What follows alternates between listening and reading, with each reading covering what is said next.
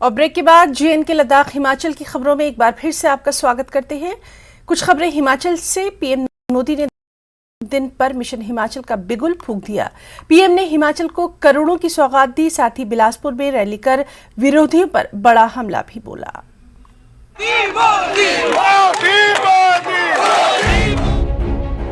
विजयादशमी हो और विजय का रणसिंगा फूंकने का अवसर मिले,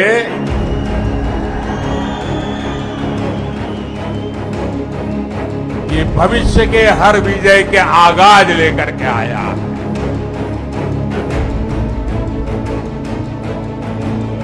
बिलासपुर मैदान में बिगुल बजाकर पीएम मोदी ने मिशन हिमाचल का आगाज किया।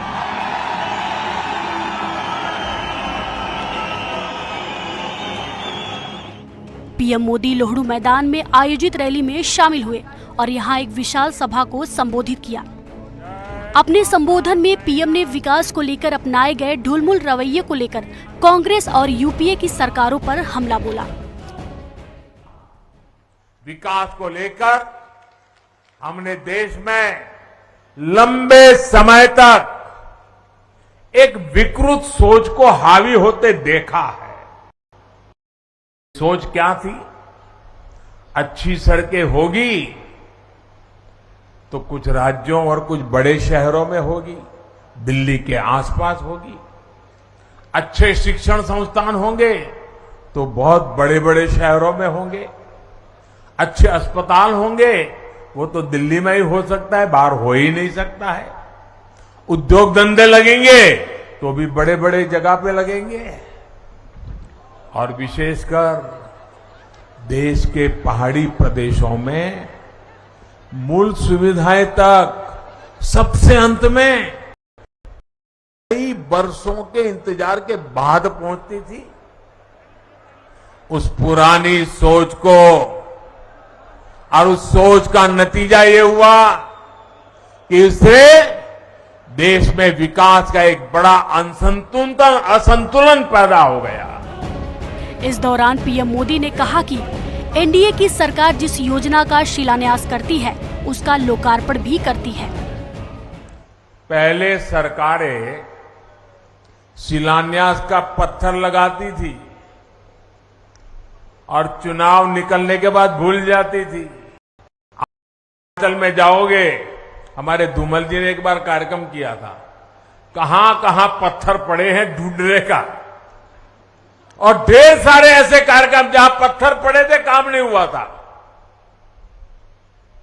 मुझे याद है, मैं एक बार रेलवे का रिव्यू कर रहा था। आपके ऊना के पास एक रेलवे लाइन बिछानी थी। 35 साल पहले निर्णय हुआ था, 35 साल पहले पार्लियामेंट में घोषणा हुई थी, लेकिन फिर फाइल बंद। हिमाचल को कौन पूछेगा भाई? लेकिन ये तो हिमाचल तो भूल नहीं सकता।